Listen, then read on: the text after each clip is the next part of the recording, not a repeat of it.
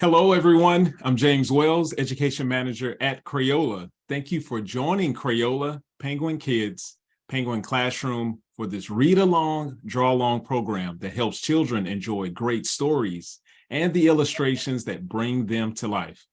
So get cozy, grab some drawing supplies, and get ready for an interactive story session. I'm thrilled to introduce today's author, Shannon Stocker, and illustrator, Devon Holzwarth. Welcome. Hi, James. It's wonderful to be here. Thank you so much for having us. I'm really excited. Hi, James. Nice to be here. Thanks for being here. So listen how Evelyn Glennie, a deaf girl, changed percussion, received the Schneider Family Book Award, which honors an author or illustrator for a book that embodies an artistic expression of the disability experience for child and adolescent audiences. Congratulations to you both on this award. Now, before we start discussing this great book, let's learn a bit about each of you. Shannon, you are a writer and musician. In this story, you capture the life of Evelyn Glennie, who is a trailblazing solo percussionist. Tell us about your own life as a musician and what inspired you to write this book. Oh, thank you, James. That's a good question. I did grow up in a house of music. My dad was an organist and pianist, and my mother was a professional vocalist. Music was everywhere for me. I began playing piano myself when I was 5 or 6.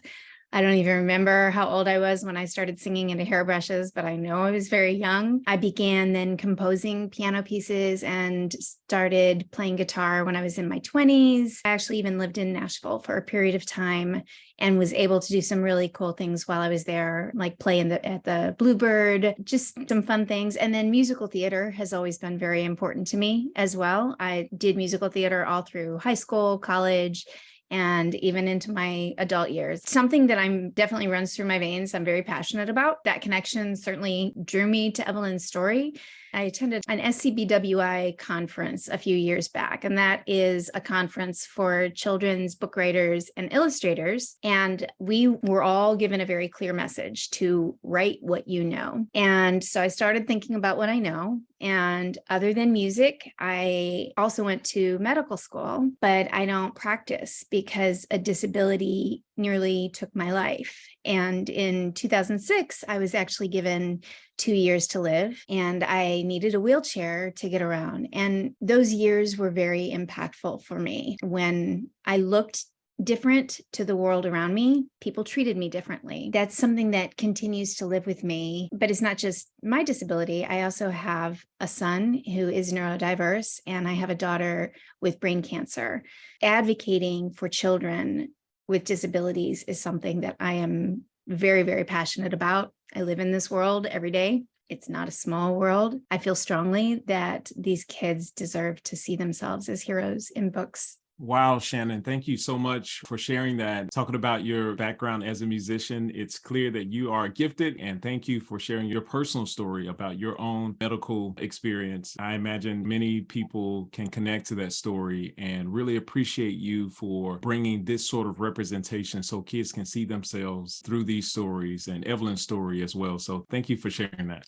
Devon, you are an illustrator, author, and painter. You've lived in lots of different places, and you were born in Washington, D.C., grew up in Panama, and now you live in Germany. How did living in these different places throughout your life influence the work that you illustrated for this book? That's a great question. I did grow up in Panama, and it's a place full of color and sound and cultural tradition and music and dance. When I was a kid, I'd go with my dad, who's also an artist. We'd go downtown and he would take pictures of the traditional dancers when they would do their big presentations. And then we'd go home and he would paint the scenes in his impressionistic style, and do think it had an effect on me, especially swirling dresses and stamping feet and all the instruments. And to me, that's just part of my background in my home. And after high school, I went to RISD, which is an art school in Rhode Island, and you have to take foundation courses your first year. And I was in the 2D class taught by Lee DeJesu. Lee taught 2D, but he really pushed 3D and bigger. And he really had an effect on how I view the world around me and how I think about art. And it was in that class that I started to work on installation art, which is like making environments and spaces. So I've been able to transfer that way of thinking and those thoughts and feelings into much smaller environments in illustration. And I think it's a direct link from that. And the work and the book I dedicated to my teacher, Lee, who was, so influential for me. And I can't leave out Germany, which if I didn't live here, I may not have met Evelyn, because when I signed on for the book, I looked up her touring schedule and she was coming here the following week to my city here in Aachen. And so I got a ticket and connected with her beforehand, and I got to watch her perform, which was amazing. And then we met up afterward and I got to chat with her a little bit and really draw on that experience of meeting her in person and seeing what she was like to then think about that when I was working on the art. Hearing about your Panama experience and nature being an influence, but I would say more importantly, your father, being able to see him work. Often we say our parents are our first teachers, and you paying homage to your 2D/3D professor, right? What a push to have you envision 3D installations in various environments, and for you to take that 3D experience and then fold it back to 2D in your work. So beautiful story. Thank you for sharing that. Shannon, this story carries so many powerful messages. In the opening of the book, you set the stage for Evelyn's story, being connected to music and sound from an early age, and then being told that she wouldn't be able to become a musician. Tell us about the main ideas you included in this book that celebrate the story of Evelyn. Evelyn's story is so layered and it's full of so much beauty. You're right. I really wanted to be able to draw on that beauty with my words and with the way that I structured the story to communicate several different messages. I am hopeful that when children read this book, they will hear, I believe in you. I want you to believe in yourself. But I also want them to hear that if they have a dream, it is up to them to make it happen. Success doesn't just fall into anyone's lap. It takes all those qualities that Evelyn has: perseverance and dedication and hard work and creative thinking, in her case, creative listening. All those things, I think, come naturally to many children. It is up to kids to believe in themselves. My hope with the book is that people learn to look past stereotypes and really overcome stigmas. Because when a child has a passion for something, I feel strongly that it is our job, as whether it is a parent or a sibling or a friend or a teacher or a librarian, whoever it may be, it is that community's job to support and nurture and embolden our kids so that they can and they will believe in themselves. Life is hard, and if we doubt our kids, how are they supposed to believe in themselves? So I really wanted to communicate all of those messages, because those things were all important parts of Evelyn's story, and they can be parts of any child's story. Thank you, Shannon, for providing background and inspiration for this book. We'll be joined by a special guest for today's Read Aloud, American Sign Language interpreter, Cassidy Robertson. Educators, parents, and children, cozy around the screen and listen to author Shannon Stocker read. Listen, How Evelyn Glennie, a Deaf Girl, Changed Percussion. Shannon, take it away. Listen, How Evelyn Glennie, a Deaf Girl, Changed Percussion. This is a story of music, of obstacles, of strength and hard work, of all you can accomplish when you dream, if you find your own way to listen.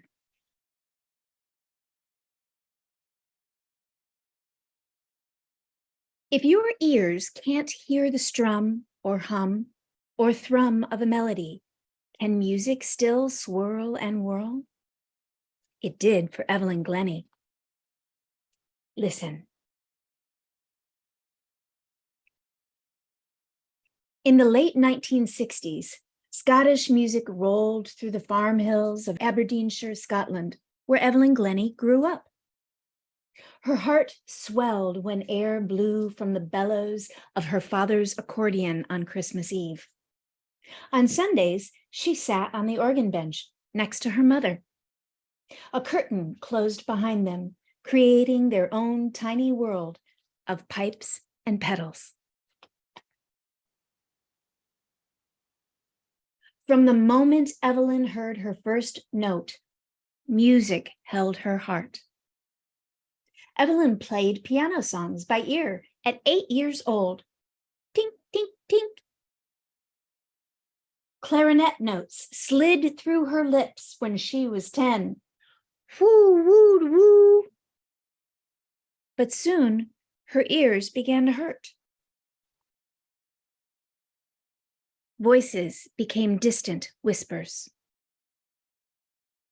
Evelyn's parents took her to an audiologist. He frowned. The nerves in Evelyn's ears are degenerating. She's never going to be able to play music. She's going to need hearing aids for the rest of her life, and she's going to need to go to a school for the deaf. Evelyn didn't understand. Only 30 minutes earlier, she'd been able to play music, and now she couldn't? Why? She wanted to wear hearing aids, read lips, and play music. She wanted to choose which school she would go to. Evelyn's parents shook their heads at the audiologist. No, her father told him. Hearing or not, she will do what she wants to do. After completing primary school at 11 years old, Evelyn decided to continue her traditional education at Ellen Academy, a secondary school. By this time, a ringing phone sounded like muffled crunches in her ears. Still, the percussionists in the orchestra caught her attention. Rat-a-lat-a-lat danced the snare drum sticks. Dum-diddly-dum-dum bounced the marimba mallets. Bum, thwum, bum, thrummed the timpani sticks. Evelyn knew immediately, I want to be a part of that. Every first-year student was tested for musical ability. Questions quietly crackled through the tape recorder. Evelyn strained to hear. She scored poorly. They tested only her ears' ability to listen, not her heart's and not her body's. For the next few months, Evelyn begged the school for percussion lessons. Finally, a percussion teacher named Ron Forbes tested her ability to read music and play rhythms. Thanks to years of piano lessons, she passed. For her first lesson, Mr. Forbes gave Evelyn a strange assignment. He sent her home with a snare drum. No instructions, no sticks, no stand, just a drum. So Evelyn tapped it. She pinched it. She scraped it with her fingernails. She turned it upside down. She rubbed her jewelry on it. Every action created a different vibration. At her second lesson, Mr. Forbes asked, "How'd you get on?" "I don't know," she admitted. He knew she lived on a farm. "How does a tractor feel?" he asked. Evelyn closed her eyes. She felt the light, tingly squeak of an old, creaky tractor. She rolled onto the tips of her toes, and she played an old, creaky tractor. Tick, tick, tick, tick. Then Evelyn felt the raucous roar of a brand new engine. She dug her heels into the floor, and she played the roar of a brand new engine. Evelyn, do you think you could hear more if you took your hearing aids out? Evelyn looked at Mr. Forbes as if he had 3 heads, but she took them out. Mr. Forbes and Evelyn placed their hands on the wall of the classroom. She watched his lips for direction. Listen. He struck the timpani, a big drum that creates big vibrations. Whum! Then he asked a question that changed her life forever. Evelyn, where can you feel that sound in your body? He struck the drum again. Evelyn's whole body resonated. Her belly, her back, her legs, her feet. She kicked off her shoes. Her heart raced. Whum! Vibrations moved through her fingertips, her hand, her arm, then crossed her chest and tickled her other arm. Her heart answered, wah-wum, wah-wum. She had found a sea of sound that belonged only to her. In that moment, every other sense intensified, as if Evelyn's whole body had become one giant ear. She listened to the buzz of the wide world around her. Vroom! Distant trucks zoomed by. Evelyn's legs listened, hum, hum, humming with the rattle of the road. Wah, wah, wah. Muffled voices muttered through an underwater fog. Evelyn's eyes listened, turning murmurs into words. Thrum, mum, mum, mum. Evelyn became so sensitive to each vibration that she could tune an instrument based only on where she felt the vibration in her body. When she finished school at the age of 16, Evelyn auditioned for the Royal Academy of Music in London. But they turned her down. No one believed a deaf musician could have a career in music. But Evelyn believed. If she could learn to think about listening in a whole new way, then they could too. Evelyn knew that sound and touch weren't that different. Air vibrated, traveling through the judge's ears before turning into sound. For Evelyn, those vibrations traveled through her body. Her brain just listened differently. Evelyn fought for the right to audition again. Does my ability meet the standards of the school? She asked. They agreed that it did. One board member argued that she deserved a second audition. The board agreed. Again, Evelyn kicked off her shoes. She looked directly into the judge's eyes as she played. Dum diddly dum dum, her marimba mallets bounced. Rat-a-lat-a-lat, her snare drum sticks danced. Bum, whum, bum, her timpani sticks thrummed. Everything resonated together. The sticks, the mallets, the keys, the room, and Evelyn. This time, they didn't just hear her. They listened. Her music flowed through their ears and their bodies and into their hearts. They welcomed her into the academy. After that, every music school in Great Britain changed its rules. Everyone agreed. No one should be turned away simply because of a disability.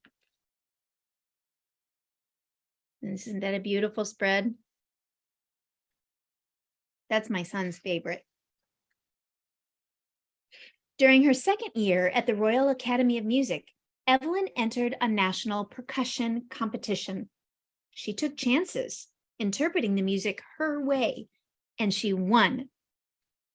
Her heart fluttered when she received the prestigious Queen's Commendation for both music and academic excellence. And at the age of 17, she again kicked off her shoes to perform the very first solo percussion concerto at the Royal Academy of Music. As she sank into the cushion of broad sounds, the audience sank too. As she jabbed at short, sharp sounds, the audience jabbed too. Evelyn played with a freedom that no one had ever heard before. Europe listened. Soon, television shows documented Evelyn's life. After graduating, she was invited to perform Bartók's Sonata for 2 pianos and percussion. The piece was recorded by CBS Records and gave Evelyn the first of 2 Grammy Awards.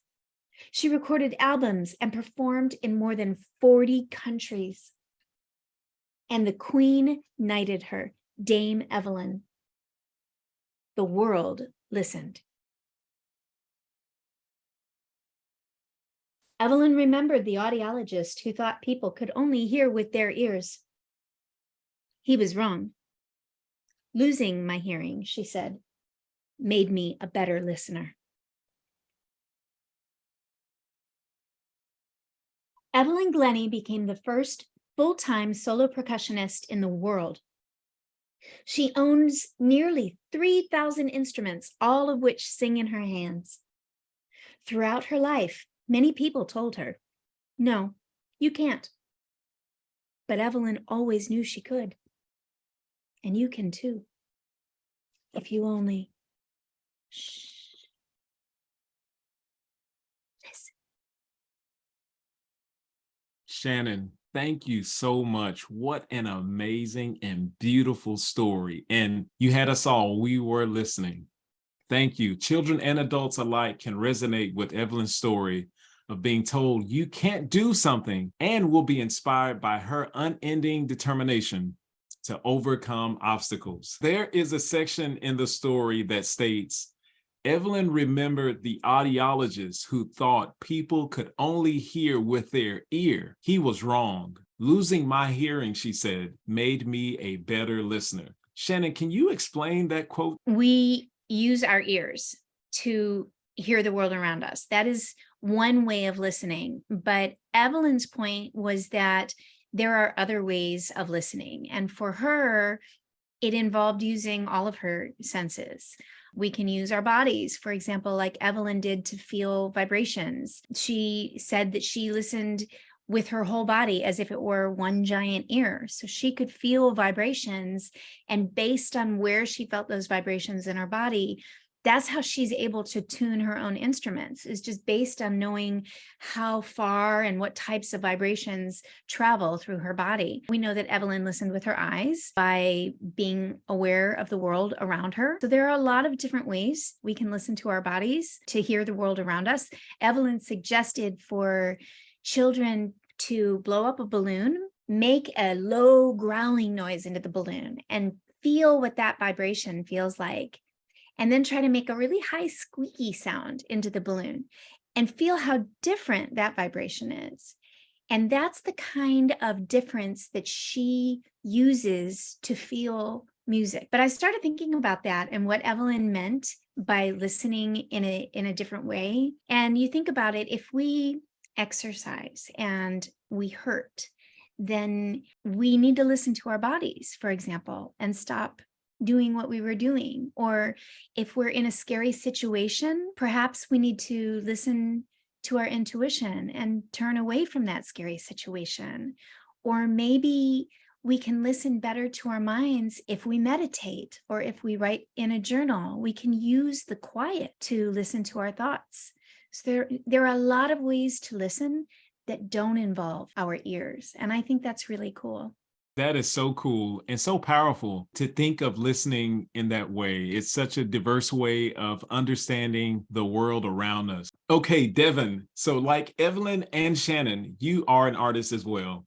Your medium is visual art, using art tools to help bring ideas to life on paper. Could you describe your creative process when sitting down to illustrate this book, Listen? When I get a manuscript for a book, what I do, first of all, is just read the words many times. And I like to get a feeling for what the story is. And then I start to hone in on what I can do where maybe, and just really sit with it for a while. But in this case, what I did right away after reading the story was I just listened to Evelyn's music, and I could find her in so many places because Evelyn is everywhere. And so I watched interviews with her. I watched her performances on YouTube.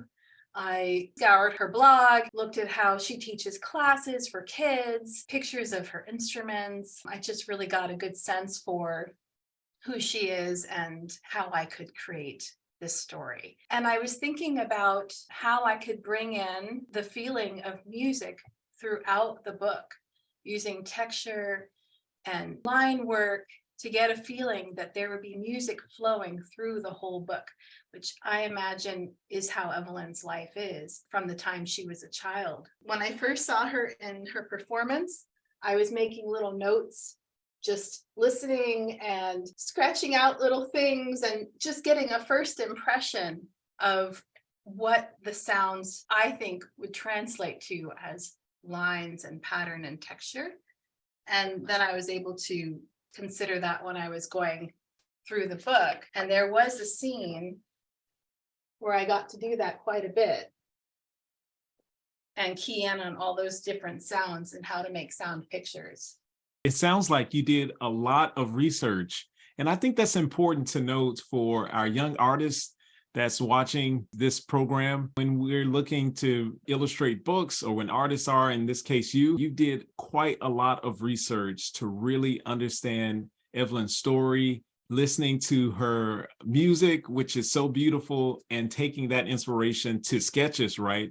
As sort of the brainstorm on page before actually creating it and bringing this story to life. So thank you for sharing that. So important. Evelyn is a solo percussionist, but in the back of the book, we see that Evelyn has a collection of 3,000 instruments, all of which sing in her hands. Could you please illustrate how kids could illustrate an instrument such as the drum? One of the first instruments that Evelyn got to experiment with was a snare drum that her teacher, Mr. Forbes, gave her. And so I can show you, and we can draw together how to draw a pretty easy snare drum. Although we'll draw it with a stand, so that if you wanted to, you could put it on the floor like Evelyn, or you could put it on the stand and stand at it to play. So we'll start with just a colored pencil. You can use any color pencil, any color. I'm going to do black. I like to think about where my whole drawing will fit on the page because I am really good at running out of space, but this is about right. This is in the middle. What I'm going to do is just draw 2 lines, one on each side.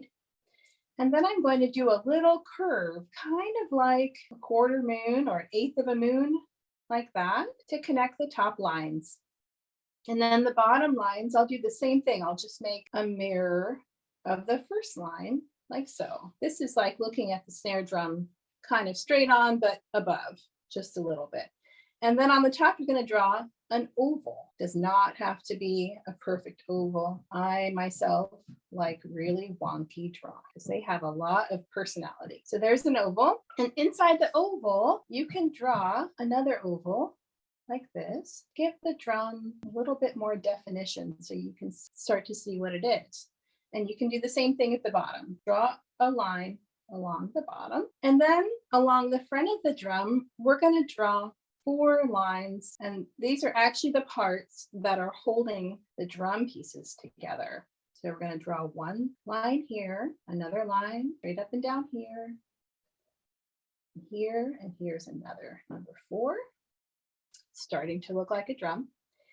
And we're going to simplify some of the parts because, you know, these drums have a lot of parts and drawing them could be quite complicated. So we're going to make it a little bit simpler. I like to just draw a rectangle on top of each of these lines. And then your eye knows that it's a drum and this is a part of the drum. You don't have to know exactly which part. Now we have the drum and let's draw a stand for it. Take a line like this and we'll draw it to about there and give that heavy drum some support. Let's make some triangles because triangles are really good support structures, right? Let's start about here and we're going to do a line to the ground and a line back to the main support. There's one triangle, here's another triangle, and then here is last triangle connected here. It wouldn't really be sitting on these pointy little feet. Let's give it some little circular ends here. So you can fill it in if you like. You could use the same color pencil like this, or you could change colors. You could use a crayon for that. You could use a marker. You could use paint. There's so many different materials you could use to fill in. Now it is kind of making my rectangles disappear, so I'll just go back over. And there you have that. You could play the drum, of course, with your fingers, or like Evelyn did, you could bounce some things on top of it, maybe a necklace. You can scrape it with your fingers, but let's draw the drumsticks that you would normally use. In this case, you would just draw a nice line like so, and then one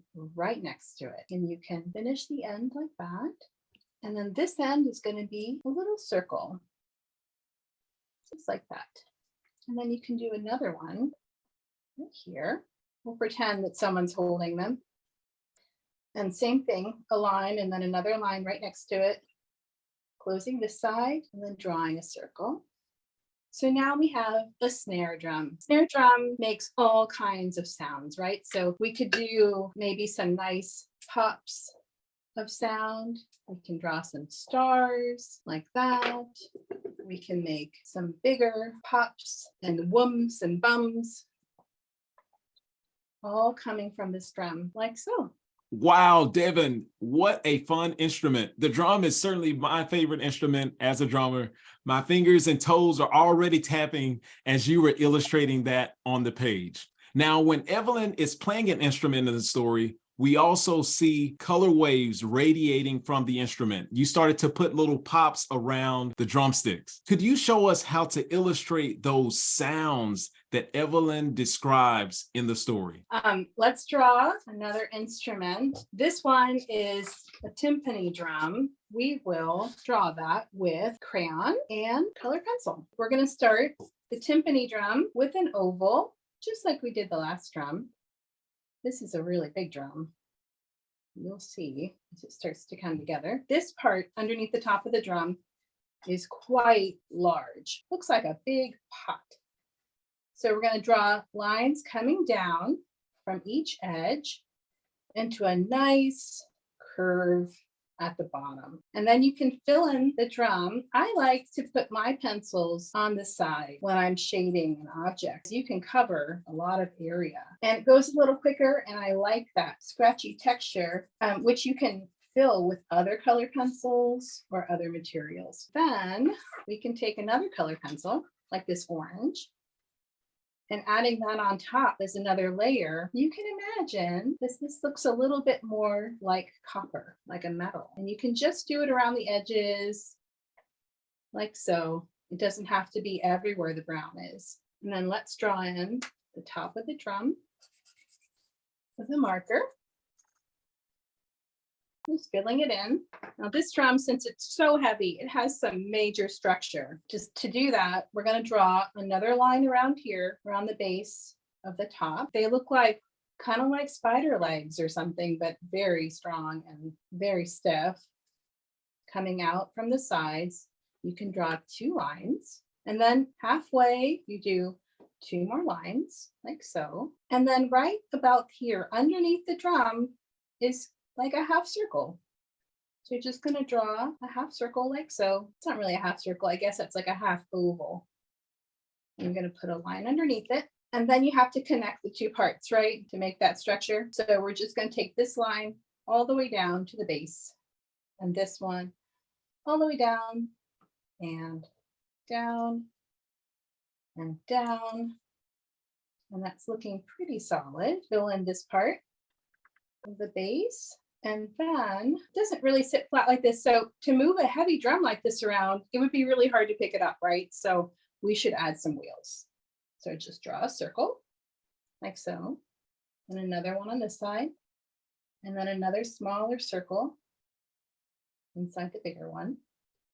And now you can roll your timpani drum and add a couple more of these supports in the back, since just having them in the front is probably not enough. Now this is a really big drum, right? It can make a really big sound.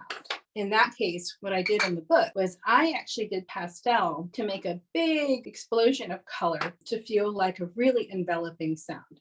Now you can do this with other materials too. I really do like the pastel for this effect you can get of the sound coming out and making a big whoosh. And inside, big sound cloud, making a very big sound cloud here. You can do some extra textures. So let's imagine like maybe there's some other little bits of sound coming from the drum. I'm just going to use a crayon. I'm going to make these really skinny ovals. I imagine that they're like little sharp notes potentially within the big sound, overlapping sounds. And so that's how I would do a timpani. We can do another drum. Let's do a couple more. Let's do a hand drum. So Evelyn has so many instruments. This is just one of her hand drums. So she has a whole collection. This one has a really cool shape though. So let me show you how to draw it. These are some good materials for this project. We're going to start with another oval, of course. Here's the top of the drum. This drum almost looks like two triangles stacked on each other, but they're not quite triangles. So you draw a line down towards the middle, like so. And at this point, you can close the shape with your drawing tool. And then you're going to come down and you're going to make a shape just like this, but it's bigger. And that gives it stability. And so you don't want it falling over when you're playing it. And it's not the kind of drum that you really hold on to while you're playing it. This one I saw in a picture on the shelf in Evelyn's music workshop. So here is basic shape. What we'll do is we'll start to put in the patterns of the shape, but first we can color it in. And we'll start with, let's say, a mix of some orange and yellow to give it some warmth. I always think that these instruments made with natural materials look very warm. So I'm going to use a nice warm color. And this is some watercolor. And I'm just using a good amount of water. Doesn't have to be too thin. And at this point, I'm going to paint the sound coming out because I'm going to need that watercolor to dry before I add anything on top of it. So I'm going to just take some paint, and you may not be able to see it so well, but I'm adding water here, kind of a spiral, kind of a wave. And then I add the paint to that wavy shape and I let it travel in the water. And I'm going to do another and add some more paint to it and let it travel as I imagine the sound could travel. And then let's do one more. Give it plenty of water. And then start the paint right here at the drum and let it go up. And you could even tilt your page a little bit to make the paint go in that direction. And now we'll just let that dry for a second. And let's put the patterns on this drum because this is a very decorative drum. So we're going to add a stripe here with some crayon. And then we're going to add some triangles. And it has 3 triangles. I'm going to take a black oil pastel actually. And I'm going to draw a super skinny triangle here on one side. I think I'll do 3.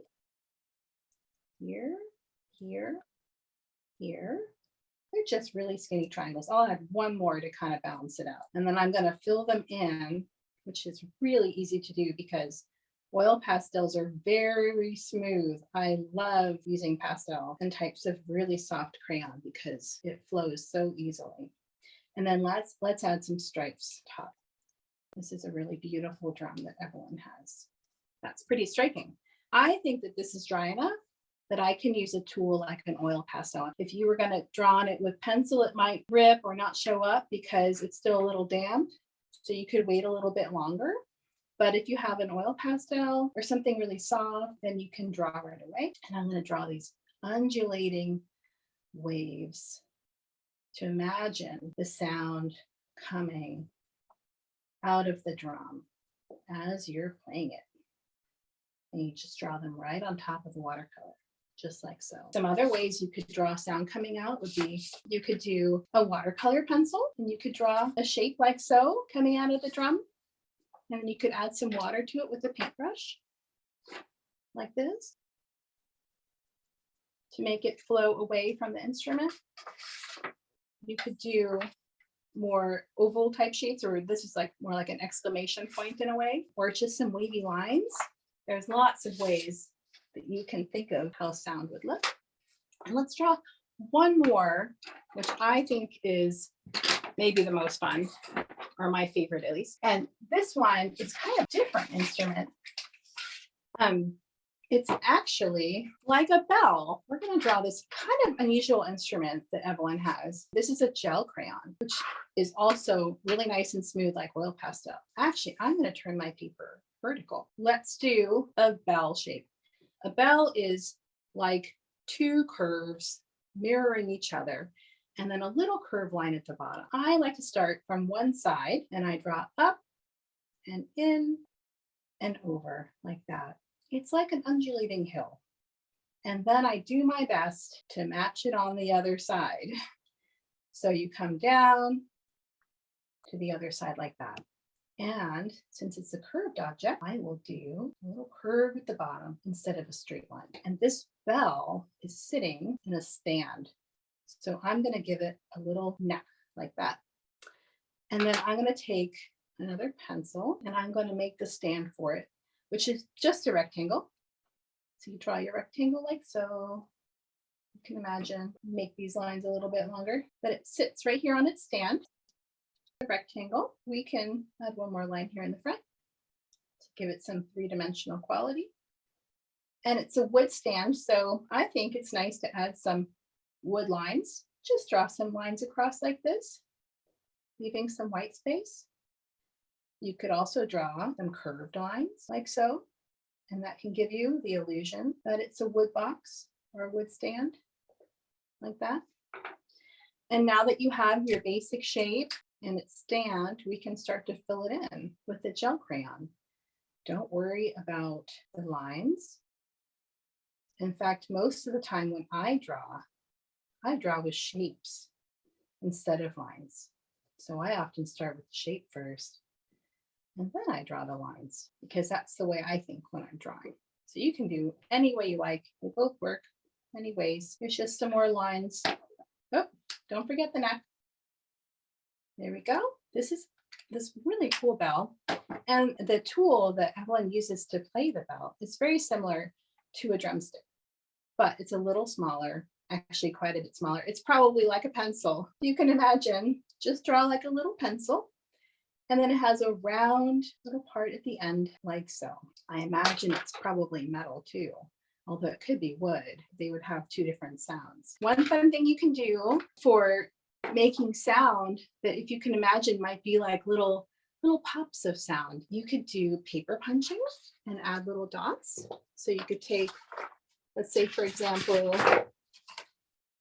a piece of paper like so. You can punch out little circles that left in here, and then you can drop them out, and you can imagine that they'd be little bits of sound coming up off of the instrument when you hit it. And so I have a bunch here. They're all different colors. You can actually make your own colors by drawing on some paper.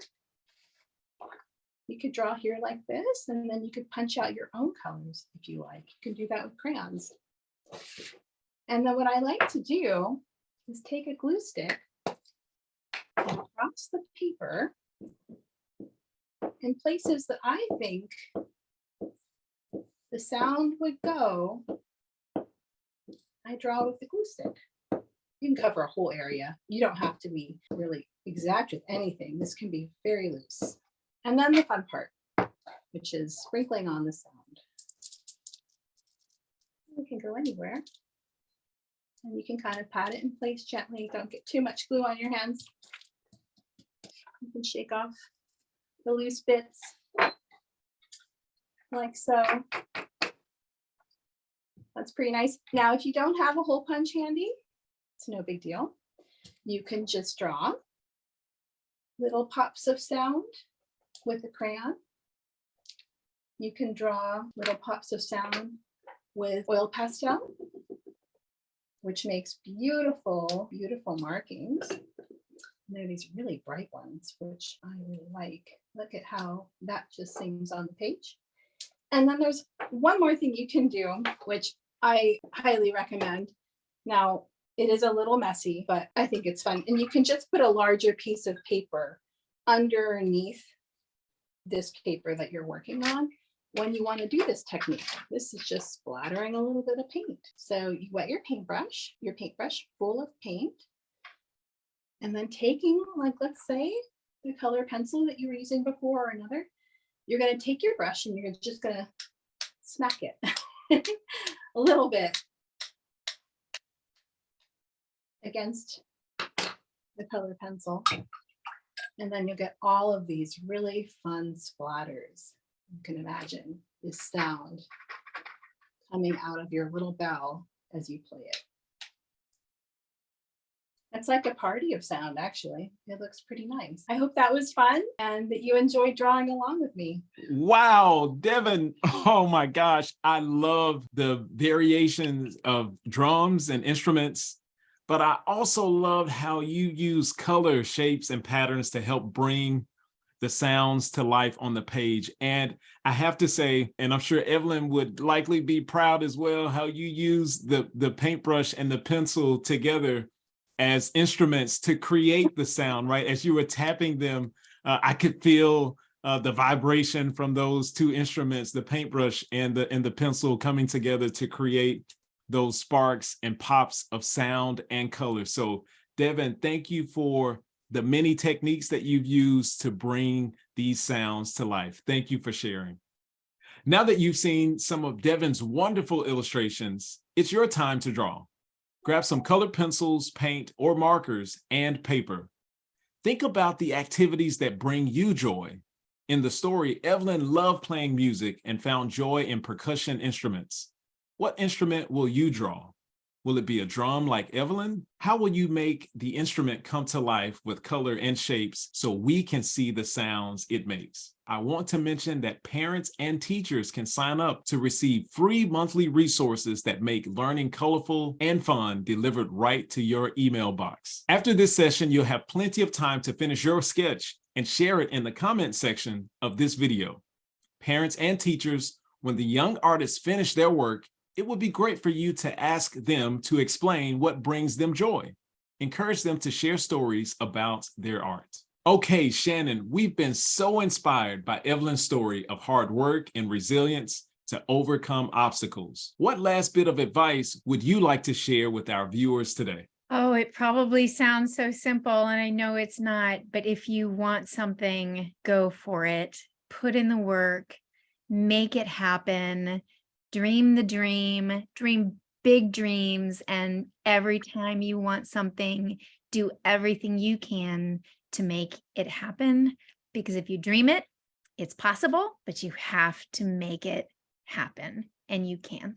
And Devon, what additional tips would you like to share with young artists as they use art to bring stories like Evelyn's to life? Oh, I'd have to say, the best thing about making art is that it's fun. In order to have fun making art, I think you should play. One thing I would do with my kids when, let's say, we didn't know what to draw, was just make some marks with paint or pencils or markers, and then you could see little things in the shapes or the lines. Maybe then one of you builds off of it and then the other one does too, and then pretty soon you have a character or you have a scene or a landscape. It's a lot of fun, and that's really what it comes down to, and then you'll want to keep doing it.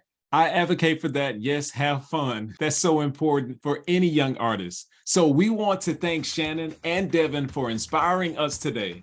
We also want to thank our friends at Penguin Kids and Penguin Classroom for publishing this book. And we want to share a special thanks with everyone here for joining us. Dream big dreams, believe in yourself, and make your mark. Bye. Bye, everyone. Take care, everyone. Bye-bye.